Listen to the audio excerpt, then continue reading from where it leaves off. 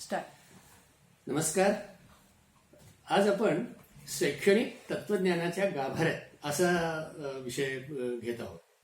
याच्या आधीच्या व्हिडिओमध्ये तत्वज्ञान, एक मूळ तत्वज्ञान किंवा ज्याला आपण केवळ तत्वज्ञान म्हणू किंवा शुद्ध तत्वज्ञान म्हणू, त्यावरती थोडासा परिचय करून घेण्याचा प्रयत्न केला. आता पण तो जो खटाटोप केला तो कशासाठी केला होता? तो शैक्षणिक तत्वज्ञान जे आहे, आपण सर्व शिक्षकांना आणि शिक्षक प्रशिक्षकांना ज्याची गरज पडते त्या शैक्षणिक तत्वज्ञानाची पार्श्वभूमी लक्षात यावी म्हणून. तत्वज्ञानच मुळात काय, खरं तर इतका व्यापक विषय होता की बोलावं तेवढं थोडंच आहे, पण तरी आपण काही मुद्द्यांना स्पर्श केला आणि आपण असं लक्षात घेतलं की तत्वज्ञान हे मानवी जीवनाचं अत्यंत मूलभूत अधिष्ठान आहे. ते वैचारिक असतं, ते जीवनाचा अर्थ लावण्याचा प्रयत्न करतं, ते जीवनातल्या समस्या सोडवण्याचा प्रयत्न करतं, ते अनेक संकल्पनांची व्याख्या करतं, ते आपल्या जीवनाचा एकंदरीत अर्थ लावायचा प्रयत्न करतं. अशी कितीतरी कार्य तत्वज्ञान हे करत राहतं. आणि सगळ्यात महत्वाचं त्यातनं हे आपल्याला लक्षात घ्यायचं आहे की ती एक विचार करण्याची पद्धती आहे. म्हणजे कुठल्याही विषयाच्या खोलात गेलं की त्यातनं तत्वज्ञान जन्माला येतं असं आपण पाहिलं. आता मूळ आजचा विषय आपला असा, म्हणजे हा मूळ प्रश्न असा की शैक्षणिक तत्वज्ञान ही जी, म्हणजे ह्या जोड शब्दामुळे ही जशी काही एक उपशाखा, उपयोजित शाखा तत्वज्ञानाची किंवा शिक्षणाची अशी वाटायला लागते. असे शब्द आपल्याला माहिती आहेत की शैक्षणिक समाजशास्त्र आहे, शैक्षणिक मानसशास्त्र आहे. याचा अर्थ असा की शिक्षणशास्त्र ही शाखा, ही ज्ञानशाखा, हिला मी नेहमी बॉरोड डिसिप्लिन असं म्हणतो. म्हणजे ही उसनवारी करणारी शाखा आहे आणि हे अगदी चांगल्या अर्थाने शिक्षणशास्त्राचं केलेलं वर्णन आहे. हा शिक्षणशास्त्राचा मोठेपणा आहे, ही मर्यादा नाही. कारण शिक्षणशास्त्र हे इतकं व्यापक आहे, इतकं कॉम्प्रिहेन्सिव्ह, इतकं सगळ्यांना स्पर्श करणारं, सगळ्यांना सामावून घेणारं, सगळ्यांच्या बाबतीत सहिष्णुता दाखवणारं असं आपलं शिक्षणशास्त्र आहे. त्यामुळं शिक्षणशास्त्र हे निसंकोचपणे, कुठल्याही पद्धतीचा संकोच न करता अत्यंत नम्रतेने इतर शास्त्रांकडून शिकत असतं, इतर शास्त्राकडून काहीतरी चांगल्या अर्थाने उसनवारी करतो, काहीतरी घेत असतं. त्यामुळं शिक्षण जेव्हा तत्वज्ञानातून काहीतरी महत्वाच्या गोष्टी घेतं त्याला म्हणायचं शैक्षणिक तत्वज्ञान. असंच जेव्हा ते मानसशास्त्राकडनं घेतं तेव्हा त्याला म्हणायचं शैक्षणिक मानसशास्त्र. असंच ते समाजशास्त्राकडनं घेईल तेव्हा शैक्षणिक समाजशास्त्र होईल. मग ह्या पार्श्वभूमीवरती शैक्षणिक तत्वज्ञान असा शब्द जेव्हा वापरला जातो तेव्हा आपल्याला लगेच लक्षात येतं की हे शिक्षणाला जुळवणारं, शिक्षणाला जोडून घेणारं, शिक्षणाचा विचार करणारं तत्वज्ञान किंवा असं शिक्षणशास्त्राची शाखा ज्यामध्ये तत्वज्ञानाचा आधार घेतलाय, तत्वज्ञानाचा सपोर्ट घेतलाय, तत्वज्ञानाची मदत घेतली. आता ही मदत कशासाठी घेतली नेमकी, याच्यावरती अनेक विचारवंतांनी खूप छान चिंतन केलेलं आहे. भारतीय आणि पाश्चात्य दोन्ही ठिकाणी असं लक्षात येईल की जगातले सर्व शिक्षक, सर्व महान शिक्षक हे महान तत्वज्ञ होते आणि सर्व महान तत्वज्ञ हे महान शिक्षक होते. याच्यामध्ये काहीतरी गौडबंगाल हे आहे की तत्वज्ञान आणि शिक्षण यांची ही जी काही जोडी आहे, यांचं जे काही हे सामंजस्य आहे, यांचं जे एकत्र येणे हे इतकं अभेद्य, इतकं सुंदर आणि इतकं बेमालूम ते एकत्र येतात, इतके ते एकमेकांशी कॉम्प्लिमेंटरी राहतात, इतके परस्पर पूरक असतात. या दोन शाखा एकमेकाला इतक्या सुंदररित्या सपोर्ट करतात, एकमेकाला आधार देतात की अत्यंत विलोभनीय असं मिश्रण आहे किंवा हा एक संगम आहे तत्वज्ञान आणि शिक्षण. आता याच्यात असं लक्षात आलं की तत्वज्ञान हे मूलतः आपण जे म्हटलं त्याचे कार्य आणि त्याचं स्वरूप पाहताना असं लक्षात आलं की ते तर मानवी जीवनाचा अत्यंत खोल जाऊन विचार करतंय. मग लक्षात आलं की शिक्षण तर तेच करतंय. मग त्याच्यावरती जर विचार केला तर तुम्हाला काही तत्वज्ञानी मंडळींचे तुम्हाला काही उदाहरणं द्यायला मला आवडेल की ते काय म्हणतात त्याबद्दल. याच्यामध्ये सगळ्यात महत्वाचं म्हणजे अगदी गाजलेलं कोटेशन आपल्या सर जॉन ॲडम्स आहे की त्याने अगदी स्पष्टपणे कणकणीत सांगून टाकलं, नेहमीची आवडती उपमा सांगून की एक नाणं घ्या, नाण्याला दोन बाजू असतात, नाणं फेकले की दोन्ही बाजू बरोबर येतात, छापा काटा वेगळा राहत नाही. तेव्हा नाणं हे जसं एक जिन्सी आहे पण त्याला दोन बाजू असतात, म्हणजे दोन बाजूंशिवाय नाणं असू शकत नाही. आणि दोन बाजू वेगळ्या दिसू शकतात एका बाजूने पाहिल्या तर, पण त्या कायम बरोबरच राहतात. असं हे एकत्रित अस्तित्व असू शकतं. इतकी सुंदर उपमा ॲडम्स साहेबांनी देऊन ठेवली. त्यामुळं तत्वज्ञान आणि शिक्षण या जणू काही एकाच नाण्याच्या दोन बाजू आहेत असं त्यांना म्हणायचं. त्यामुळं नाण्याची एक बाजू आली की त्याच्यावर दुसरी बाजू येतेच. म्हणजे शिक्षण तत्वज्ञान म्हणताना तुम्ही तत्वज्ञानाबद्दल बोलू लागलात की आपोआप ते तत्वज्ञान आचरणात आणण्यासाठी, त्याचं ऍप्लिकेशन करण्यासाठी शिक्षण समोर येतं. समजा तुम्ही तत्वज्ञान बाजूला ठेवलं आणि शिक्षणाबद्दल बोलत बसला तर आपोआपच ज्या आधारावर तुम्ही शिक्षणाबद्दल बोलतायत ते तत्वज्ञानाच्या आधाराशिवाय बोलूच शकत नाही असं ध्यानात येतं. तर त्यामुळे त्यांनी ही उपमा, सुंदर उपमा वापरली की एकाच नाण्याच्या दोन बाजू. त्याच्यापुढे रॉस नावाचे एक विचारवंत आहे, त्यांनी असं छान सांगितलं. ते काय म्हणतायत की शिक्षण ही तत्वज्ञानाची क्रियाशील बाजू आहे, क्रियाशील पैलू त्यांनी त्यांना नाव दिलेले आहे. हा फार सुंदर शब्द क्रियाशील पैलू आहे, तो त्यातला ऍक्टिव्ह किंवा डायनॅमिक साईड आहे. की तत्वज्ञान हे आधार देईल, तत्वज्ञान तत्व देईल, संकल्पना देईल, विचार देईल. आपण तो आचरणात आणायची जेव्हा गोष्ट सुरू होते तेव्हा त्याला क्रियाशील पैलू मानलं जातं. तर त्यांनी रॉस साहेबांनी आपल्याला हे सांगून ठेवलंय की ह्या क्रियाशील पैलूसाठी तत्वज्ञानाचा क्रियाशील पैलू म्हणून शिक्षणाकडे बघावं लागतं. नन नावाचे जे आपले एक तत्वज्ञ आहेत, मानसशास्त्रज्ञ आहेत, त्यांनी असं छान सांगितलं. ते काय म्हणताय की तत्वज्ञानाची आणि शिक्षणाची ध्येय ही मिळती जुळती असतात. जसं प्रत्येक शास्त्राला काहीतरी ध्येय असतं तसं तत्वज्ञानाचं ध्येय जे जीवनाशी संबंधित आणि शिक्षणाचं ध्येय हेही जीवनाशी संबंधित ही बऱ्याच अंशी मिळती जुळती आहेत. पुढे हेंडरसन नावाचे एक ग्रस्त आहेत, त्यांचं म्हणणं असं की तत्वज्ञानाच्या क्षेत्रातून किंवा जीवनाच्या क्षेत्रातनं शिक्षणाची ध्येय जन्म घेतात. त्यांनी असा शब्द वापरलाय की they take birth from it, की सगळ्या आपल्या ओव्हरऑल व्यापक जीवन आहे आणि आपलं तत्वज्ञान आहे याच्यातूनच शिक्षणाची ध्येय जन्माला येतात. पुढे आणखी एक आपले मॅक्स ब्लॅक म्हणून एक तत्वज्ञ आहेत, त्यांनी फार सुंदर आणि गमतीदार आणि अतिशय बोलकी प्रतिक्रिया दिली. त्यांचं म्हणणं असं आहे आणि ते आपण सगळ्यांनी लक्षात घ्यायला हवं. ते म्हणतात शिक्षण तज्ज्ञांना तत्वज्ञानी होण्याशिवाय पर्याय नाही.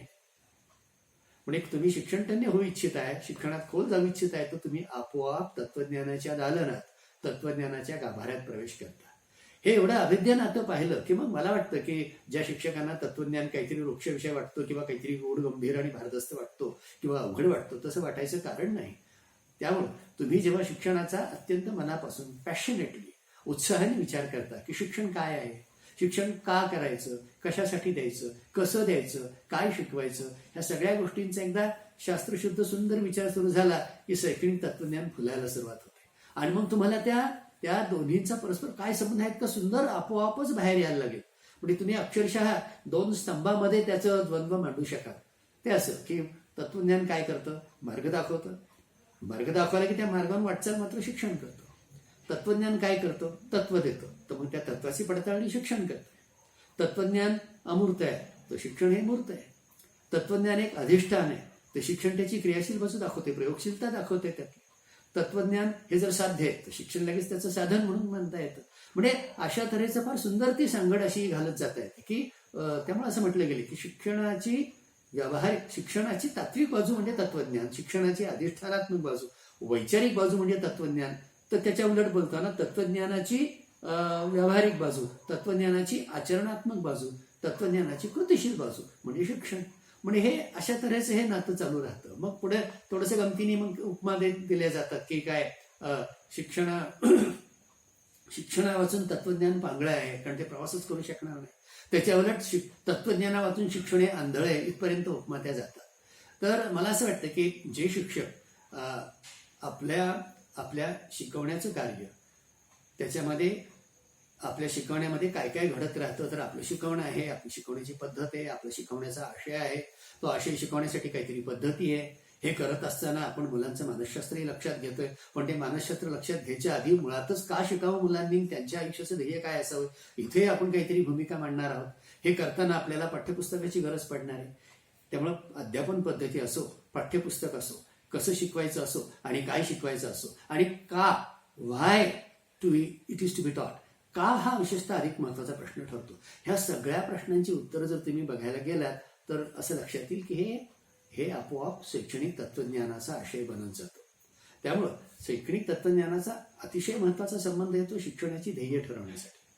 कारण मी त्या गमतीने म्हणतो की तत्वज्ञान हा जणू काही शिक्षणशास्त्राचा मोठा भाऊ आहे, त्याचा दादा आहे. आणि शिक्षणशास्त्र जेव्हा मुळात जन्माला आलं, मी जेव्हा मगाशी म्हटलं की ती एक ही आहे इंटरडिसिप्लिनरी शाखा आहे किंवा ती बॉरोड डिसिप्लिन, जी सगळ्या बॉरोईंग म्हणू आपण, बॉरोईंग डिसिप्लिन आहे, ती सर्व डिसिप्लिन मधनं महत्वाचं काढून घेते. त्यामुळे सगळ्या विषयातलं तेज, सगळ्या विषयातलं सार, सगळ्या विषयातलं महत्व, महिमा हे एकत्र येऊन शिक्षणशास्त्र तयार झाले. आपल्या परंपरेमध्ये एक असं म्हटलं जातं की नवरात्राच्या काळात देवीची उपासना करताना असं म्हटलं जातं की महिषासुराचा वध करण्याकरता सर्व देवांनी आपापलं तेज एकत्र केलं आणि त्यातून ती महिषासुरमर्दिनी जगदंबा तयार झाली. तसं मला असं अनेकदा वाटतं की शिक्षणशास्त्र ही इतकी एनरिच्ड, इतकी समृद्ध ज्ञानशाखा का झाली. कारण जगामध्ये शिकण्याच्या अनेक ज्ञानशाखा असल्या तरी हे सगळं ह्या शाखा शिकाव्यात कशा, हे शिकायचं कसं, हे अभ्यास कसा करायचा, याचं अध्ययन कसं करायचं, याचं अध्यापन कसं करायचं, त्याचं मूल्यमापन कसं करायचं, ह्या इतक्या बेसिक गोष्टी आहेत शिक्षणशास्त्राच्या की ज्या तुमच्या सर्व ज्ञानशास्त्रामध्ये येणारच येणार. मग इंजिनिअरिंग असो, मेडिकल असो, फार्मसी असो, कॉमर्स असो, आर्ट्स असो, सायन्स असो, सर्व शिक्षणाच्या प्रकारामध्ये शिकावं कसं आणि शिकवावं कसं हे शिक्षणशास्त्र ही जी शाखा आपली आहे, ही जी एज्युकेशन ॲज अ ब्रँच ही इतकी महत्त्वाची ठरते. आणि ही संपूर्ण एज्युकेशनची ब्रँच ही संपूर्ण तिची पायाभरणी ही अर्थातच तत्वज्ञानावरती केली जाते. उद्दिष्ट ठरवावी लागतात. प्रत्येक राष्ट्राची शिक्षण पद्धती स्वतःची उद्दिष्ट ठरवून असते. तुम्ही आता म्हणालात की आमचा देश लोकशाहीवादी आहे. मग लोकशाही म्हटलं की ह्या एका शब्दातच केवढं प्रचंड तत्वज्ञान हे मी वेगळं सांगायची गरज नाही. एकदा लोकशाही तत्वज्ञान स्वीकारलं की मग तुमची उद्दिष्ट ध्येय काय असतील, छोटी छोटी काय असतील, मग तुम्ही अभ्यासक्रम काय शिकवणार, मग तुमची पद्धत काय असेल, मग देश कशा प्रकारचा घडवायचा आहे, नागरिक कशा प्रकारचे घडवायचे, नागरिक आणि देश, व्यक्ती आणि समाज यांचा संबंध काय असेल, हे तुम्हाला वेगळं सांगावं लागत नाही. कारण ज्या तत्वज्ञानाची कास धरतात तिथून ते आपोआप पुढे येत राहतात. हुकुमशाही देशाचं तत्वज्ञान एकदा फिक्स झाले की तशी शिक्षण पद्धती त्यातनं जन्माला येते. म्हणजे इतिहासाच्या काळात पाहिलं काय, पूर्वीच्या काळी किंवा आता सुद्धा सगळ्या ठिकाणी जी काही शिक्षण पद्धती चालू आहे त्यामध्ये असं दिसेल की ह्या सगळ्या शिक्षण पद्धतीच्या उद्दिष्टांच्या मागं त्यांची निश्चित प्रकारची विचारसरणी असते, एक तत्व असतं, एक काहीतरी धोरण धरलेलं असतं. ही सगळी पॉलिसी, अलीकडे आपण आता नव्या पॉलिसीबद्दल बोलतो, आपली राष्ट्रीय शैक्षणिक पॉलिसी आणि याच्यापूर्वी झालेल्या पॉलिसीज, या सगळ्या पॉलिसीजमध्ये तुम्हाला आढळेल की त्याची सुरुवात करताना तत्वज्ञानाशिवाय सुरूच करू शकत नाही. तुम्ही कुठलेही रिपोर्ट्स पाहिले, कुठलेही अहवाल बघा आणि केवळ भारतातले नव्हे तर जगातले कुठलेही पाहिले तरी गंमत अशी आढळेल की त्याची सुरुवात ही तात्विक भाषेतनं व्हावीच लागते. म्हणजे इथं काय म्हणायचं, हे काही फॅशन नाही, हा काही स्टंट नाहीये, हे काही फॉर्मॅलिटी नाहीये. हे करत असताना इतकं नॅचरल, हे लक्षात घ्यावं अशी माझी इच्छा आहे शिक्षकांनी, की तत्वज्ञान हे किती अविभाज्य असतं, ते किती त्याचं अंगभूत त्याच्यात समाविष्ट झालेलं, अंतर्भूत झालेलं, ओळखू सुद्धा येणार नाही इतकं समाविष्ट झालेली तत्वज्ञान ही शाखा आहे. त्यामुळे तत्वज्ञान चांगलं का वाईट, तत्वज्ञान पारंपरिक का नवं, मग तत्वज्ञान म्हणजे आस्तिकाचं का नास्तिकाचं, मग धार्मिकाचं का अधार्मिकाचं, ह्या गोष्टींना काहीही अर्थ नाही. या सगळ्या वरवरचे गुडगुडे ह्या उथळपण आहे. तत्वज्ञानाचा खोलवर अर्थ असाच की तुम्ही तुमच्या ध्येयांविषयी क्लॅरिटी पाहिजे. तुम्हाला ज्या ज्ञानशाखेचा अभ्यास करायचा आहे तो का करायचा, तिची मानवी जीवनाशी उद्दिष्ट काय, मानवी जीवनाचा अर्थ काय, मानवी जीवनाचा संबंध नेमका कसा आहे सगळ्या बाहेरच्या सृष्टीशी, मानवाचं जीवन नेमकं कसं आहे, त्यातलं सुखदुःख काय, कशामध्ये त्याला प्रेयस आणि श्रेयस सापडतंय, त्याला त्याचं उद्दिष्ट काय, काय मिळवायचंय, काय मिळवलं म्हणजे जीवन सफल होईल असं वाटतंय. हे सफल होताना व्यक्ती म्हणून तो सफल कसा होईल आणि समष्टी किंवा समाज म्हणून सुद्धा काहीतरी ठरवावं लागतं की काय केलं म्हणजे आपण यशस्वी होऊ. या सगळ्या यशाची व्याख्या तत्वज्ञानाशिवाय कोणी करतच नाही. त्यामुळे प्रत्येक संकल्पना, कुठलीही कन्सेप्ट घेतली, कुठलीही संकल्पना घेतली की ती निश्चितपणे तत्वज्ञानाच्या साह्याने सोडवली जाते. आणि त्यामुळं शिक्षणाला तत्वज्ञानाची गरज असते. प्रत्येक तत्वज्ञानाची नॉर्मली असं म्हटलं जातं की त्याचे 3 मुख्य असे आधारस्तंभ असतात. प्रत्येक तत्वज्ञान, जे तत्वज्ञानाच्या ज्या शाखा आहेत यांना मी घराणी म्हणतो, जशी संगीतामध्ये घराणी असतात असे तत्वज्ञानामध्ये विविध वाद आणि संप्रदाय आहेत. त्याच्यावर आपण पुढे सवडीने तपशीलवार चर्चा करूया. ह्या विविध वादांमध्ये प्रत्येक वादाची, म्हणजे वादाचा अर्थ इझम किंवा एक विचारसरणी, त्या विचारसरणीनुसार तत्वज्ञानाकडनं काय घेता येईल असं पाहिलं जातं. आणि तत्वज्ञान नॉर्मली 3 आधारातनं माहिती देतं.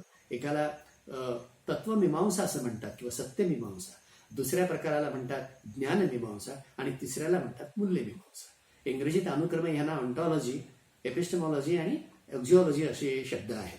त्यामुळं या विश्वाचं स्वरूप आणि हा जो थिओलॉजिकल भाग आहे हा सगळा ऑन्टॉलॉजीत येतो, म्हणजेच तत्वमीमांसा आपण असं म्हणू. आणि मग माणूस ज्ञान कसा मिळवतो याबद्दलही त्या शाखेला काहीतरी सांगायचं असतं. तत्वज्ञानाच्या उपशाखांना ती ऑन्टॉलॉजी, ती एपिस्टेमॉलॉजी म्हणजे ज्ञानशास्त्र झालं, म्हणजे सायन्स ऑफ लर्निंग, माणूस शिकतो कसा. आणि हे करताना मूल्यांशिवाय हे असू शकत नाही. मूल्यांचं अधिष्ठान, कारण तुम्ही किती नाही म्हणजे तुम्हाला ठरवावंच लागतं की मग मूल्य तात्पुरती असतील, सनातन असतील, आत्ताची असतील, नंतरची असतील, भौतिक असतील, आध्यात्मिक असतील, पण मूल्यच नाही असं म्हणताच येत नाही ना. त्यामुळे काही वेळेला असं म्हणू शकाल तुम्ही की मूल्य ही कायमचीच ठरलेली असतात, तर काही वेळेला म्हणू शकाल नाही, ती नेहमी बदलणारी असतात. हे भेद नंतर येतील, पण मूल्यांना धरून शिक्षण पुढे जातं. ज्ञान कसं मिळवतं माणूस, या ज्ञानशास्त्राला धरून शिक्षण पुढे जातं. आणि माणूस आणि विश्वाचं स्वरूप याबद्दल काहीतरी म्हटल्याशिवाय शिक्षणाला पुढे जाता येत नाही. त्यामुळं प्रत्येक ठिकाणी शिक्षणाला तत्वज्ञानाची मदत घेताना त्याचं तत्वमीमांसा, त्याची ज्ञानमीमांसा आणि त्यातली मूल्यमीमांसा घेऊन पुढे जावं लागतं. त्यामुळे तत्वज्ञान जे काही सगळी चौकट देतं विचारांची, ते प्रत्यक्षात ट्रायल बघणं, ते करून बघणं किंवा साधा शब्द त्याला ते प्रयोगात आणणं, प्रयोगशाळा करणं हे शिक्षणात शक्य होतं. म्हणून तर आपले प्रख्यात तत्वज्ञ जॉन डुईंनी असं म्हटलेलं आहे की सैद्धांतिक तत्वज्ञानाला व्यवहारात पडताळून पाहण्याची प्रयोगशाळा म्हणजे शिक्षण. त्यामुळं याच्यात आणखी खोलवर तपशिलात जाता येईल. हे खरंच असलं तरी मला असं वाटतं की एवढ्या आत्ताच्या माझ्या विवेचनानं आपल्या नक्की लक्षात आलेलं आहे की तत्वज्ञान आणि शिक्षण ह्या अविभाज्य एकाच नाण्याच्या दोन बाजू आहेत. प्रत्येक शिक्षकाने तत्वज्ञ असायला हवं असा माझा वैयक्तिक आग्रह आहे. की कोणीतरी मग गांधींचं तत्वज्ञान आहे, टागोरांचं तत्वज्ञान आहे, विवेकानंदांचं आहे, राधाकृष्णनांचं आहे, महात्मा फुल्यांचं आहे, तर आहेच. पण मग प्रत्येक शिक्षकाला स्वतःचं तत्वज्ञान असायला हवं की नको. म्हणून या सर्व तत्वज्ञानाच्या शाखांचा आणि वादांचा अभ्यास करून आणि सगळ्या महापुरुषांच्या शैक्षणिक विचारांचा अभ्यास करून मी असा आग्रह करीन माझ्या शिक्षक बंधू भगिनींना की त्यांनी एक कागद घेऊन आपल्याला काय वाटतं, तुका म्हणे नामा म्हणे म्हणताना मी काय म्हणे, मला काय वाटतं तत्वज्ञानाबद्दल, मला काय वाटतं शिक्षक म्हणून काय असावं, शिक्षणाची ध्येय आणि कसं मांडलं जावं, याची तुमची पण चौकट तयार असावी. तर त्यातनं तुम्हाला हे जे अद्वैत आहे शिक्षण आणि तत्वज्ञान त्याचा आनंद घेता येईल. धन्यवाद.